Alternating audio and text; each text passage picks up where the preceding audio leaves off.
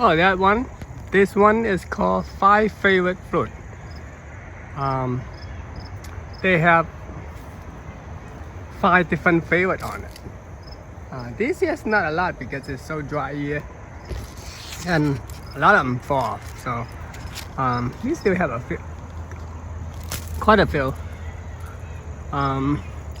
They taste like sweet, sour, and spicy, like pepper and sour and sweet and tart, and 5 different flavors together.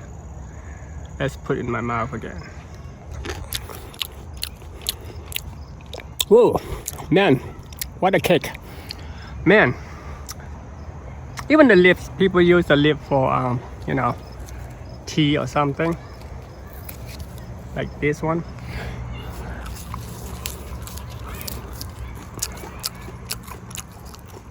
Very similar taste to it, man. Nice. Oh, it's choking. That's a pepper thing.